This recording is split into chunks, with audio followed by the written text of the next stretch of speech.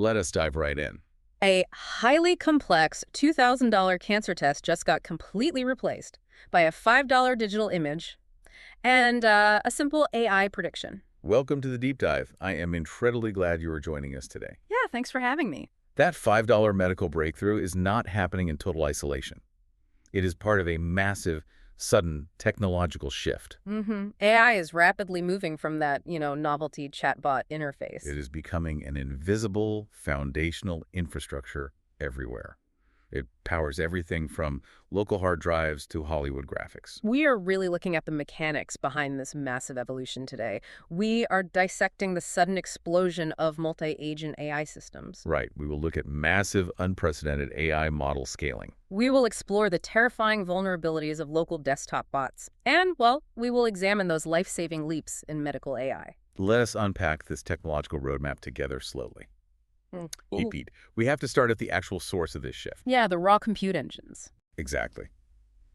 We must look at the raw compute engines powering this boom. OpenAI just rolled out some massive updates for free users. They officially introduced GPT-5.4 Mini and GPT-5.4 Nano. This fundamentally rewrites the entire accessibility landscape for developers. It absolutely changes the baseline. Nano is their incredibly tiny, hyper-efficient digital model. Right. It is built entirely for these rapid, speed-first tasks. Think about basic data classification or rapid text extraction. It excels at ranking huge sets of information instantly. Yeah, it does. Let us dig into how it actually achieves that speed. They must be using advanced model distillation techniques here. They are. They strip away the bloated reasoning layers completely. Right, they compress the underlying neural weights significantly. That allows Nano to run with almost zero digital latency. But Mini is the real heavy lifter in this update because it runs twice as fast as the older models. Wow, twice as fast is a huge jump. Yeah, and it handles complex coding and deep reasoning beautifully. It actually trails the main 5.4 model incredibly closely on benchmarks. That shrinking performance gap is completely fascinating to watch. We are getting flagship intelligence at a fraction of the cost. And Mini even reasons over real-time visual images beautifully. It understands complex UI screenshots without breaking a sweat. It works seamlessly across multiple desktop applications simultaneously. Exactly. This is the multi-agent shift we keep hearing about lately. Let us talk about how that multi-agent setup functions mechanically. Because when I see a model like Mini working alongside 5.4, It feels different, right? yeah, it feels less like building a single Lego tower. It's more like stacking Lego blocks of data in real time. That is a great way to put it. Or it feels much more like a busy restaurant kitchen. We have the head chef delegating to numerous line cooks. Does that kitchen analogy actually hold up at the compute level? That is the perfect way to visualize the architecture. GPT 5.4 is the head chef, handling the complex master planning. Making the big calls. Right. It makes the final executive decisions for the entire workflow. Meanwhile, Mini handles all the smaller tasks in parallel. So the sub-agents are chopping vegetables and searing meat simultaneously. Exactly. They're not waiting for one task to finish first. Right, and that parallel processing changes software architecture completely. Imagine searching a massive, complicated corporate code base. Okay. Then reviewing hundreds of dense system architecture documents, then processing complex application screenshots sequentially. That would take forever normally. But Mini does all of that at the exact same time. The main model just coordinates those final processed results. The sheer scale of this adoption is frankly staggering. GPT 5.4 usage exploded massively in just 7 short days. It really did. It hit 5 trillion tokens a day, which are tiny chunks of data that AI models use to process language. Whoa, imagine scaling to 1 billion queries. The physical infrastructure required to handle that is truly mind-boggling. 5 trillion of those processed every single day. That pushed OpenAI to a $1 billion run rate immediately. Yeah. It completely shattered their previous API usage records. The server farms must be running incredibly hot right now. Handling that level of parallel processing requires massive energy consumption. Because of this incredible usage explosion, things must change structurally. OpenAI's unlimited ChatGPT plans might actually be ending soon. Pricing is rapidly shifting toward a pay-per-use structure. It is modeled exactly after modern electricity power grids. You will only pay for the exact compute you consume. Wait, I have to push back on that transition slightly. Sure. Is this just a massive corporate cash grab by OpenAI? Why punish users for exploring the technology deeply? It is actually a structural necessity of AI compute mechanics. In traditional software, serving one additional user costs effectively zero. Right. But in AI, every single query requires expensive GPU math. Unlimited plans bleed money constantly when global usage spikes unpredictably. Yeah, they have to cap it. Exactly. A metered model forces developers to be incredibly efficient. That brings up a crucial socioeconomic question for us. What happens when AI transitions into a metered digital utility? It changes everything. How does shifting away from a flat fee impact everyday society? It creates a fascinating new digital economy entirely. Heavy compute tasks suddenly become a luxury digital good. Hmm. Startups must be incredibly efficient with their coding workflows. Casual users might only pay mere pennies daily. But for the heavy users, It forces every developer to optimize their architecture aggressively. You simply cannot waste compute when the meter continuously runs. so we'll pay for AI exactly like we pay for our water bill. Yeah, every digital thought will have a specific price tag. That transition to a metered utility model is absolutely massive. But that same invisible infrastructure is moving much closer to home. Is. It is moving directly onto our local desktop machines.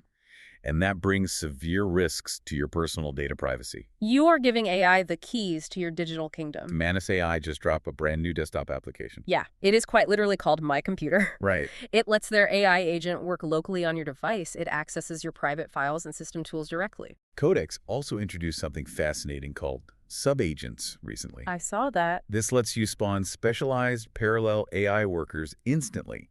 They handle complex multi-step workflows for you in the background, And they do it without suffering from context rot. which happens when an AI forgets its initial instructions during a long task. Exactly. Subagents prevent that specific memory loss from happening. They isolate the instructions perfectly within their own memory banks. I still wrestle with prompt drift myself, letting an autonomous agent roam my hard drive freely. It is scary. That requires a massive leap of blind digital faith. I want to know how it actually manipulates my files securely. It basically uses hidden API hooks to simulate human clicks. It reads your screen pixels and executes standard system commands. Wow. But giving them full local access is genuinely terrifying, and that digital faith is currently being severely tested. We need to look at the massive security fallout happening. A cybersecurity startup just proved how dangerous this architecture is. They hacked McKinsey's internal proprietary AI bot entirely. 46.5 million corporate chats leaked online. 2-sec silence. That silence is completely necessary. Nearly 50 million internal corporate chats exposed globally. Yeah. If McKinsey is totally vulnerable, everyone is deeply vulnerable. The core problem lies in how these digital sandboxes operate. If an AI agent can read emails and draft corporate replies... Then someone can hijack it. Exactly. A clever prompt injection can hijack that exact same workflow. It can trick the agent into sending sensitive data externally. The fallout is already shifting massive governmental alliances globally. Look at the United States military operations right now. The Pentagon's exclusive security deal with Anthropic just collapsed entirely. The national security stakes are simply too high for vulnerabilities. According to recent Bloomberg reporting, the government is pivoting aggressively.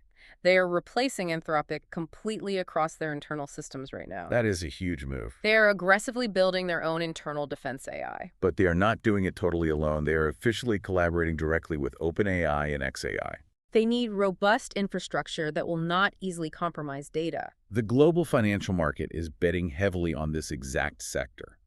Gradient just launched a massive new technology investment fund. Yeah, they are backed directly by Google's massive parent company. $220 million in total capital. It supports early-stage AI startups building this specific security technology. $220 million is a massive market signal. Why is Google so interested in funding secure digital sandboxes? The market realizes a crucial foundational truth here. Whoever solves local AI sandboxing essentially owns the operating system of the future. Right. They know local autonomous agents are the inevitable computing future, but they also know current cybersecurity architecture is failing miserably. So the money follows the problem. The massive funding will flow directly to secure digital environments. How can an average user actually trust a local agent?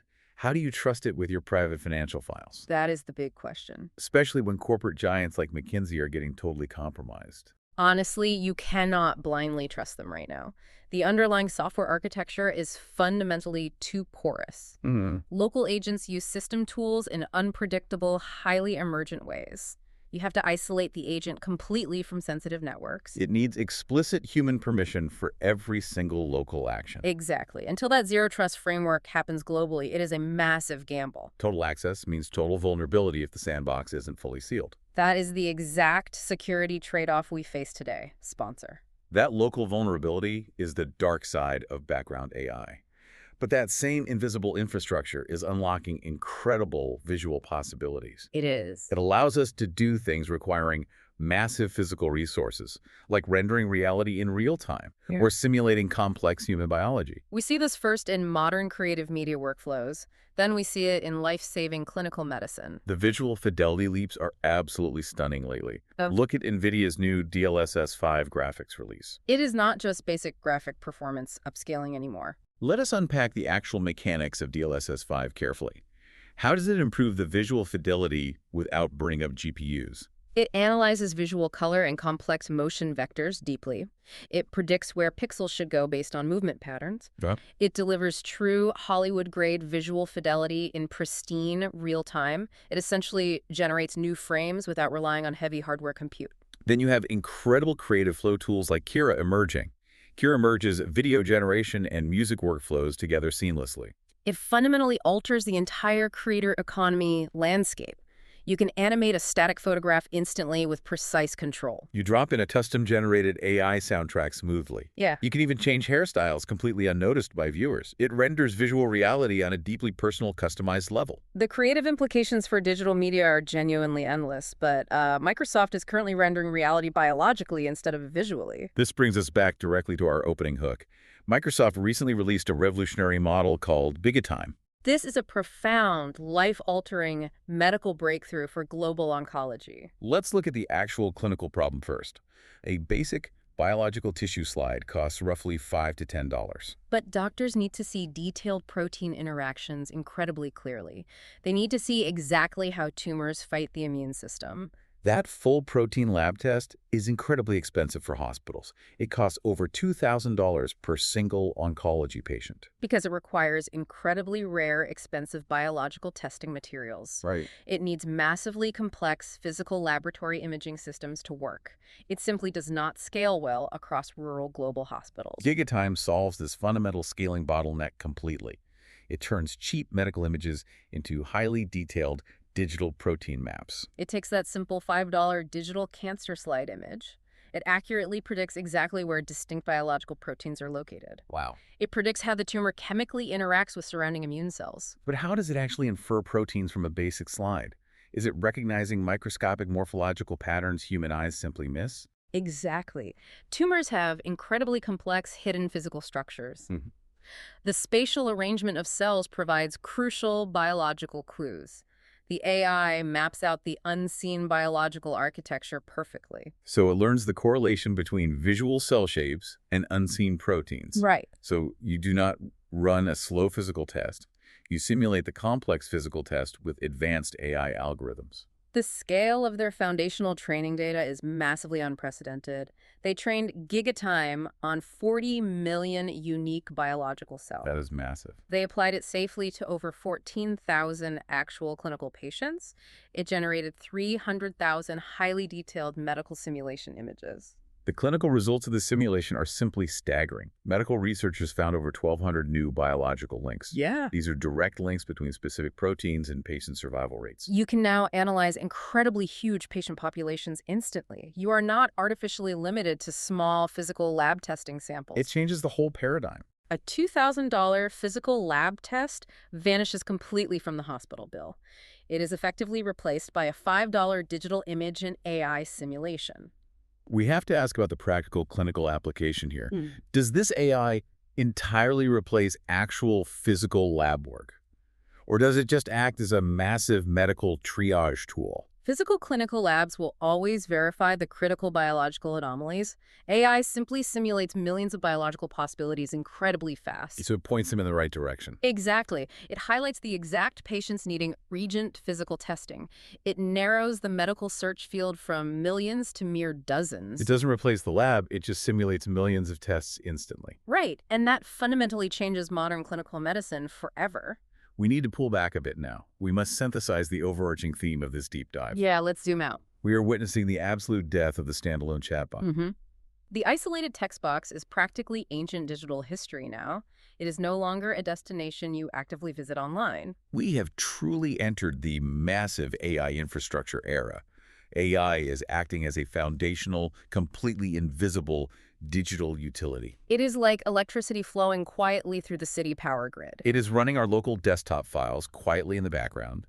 It is rendering Hollywood-level graphical frames in pristine real time. It is simulating complex human biology effortlessly for oncology doctors. And it executes all of this computational magic for mere pennies. The multi-agent shift fundamentally changes global software architecture. Yeah. The massive security failures highlight the immense, terrifying digital growing pains. They definitely do.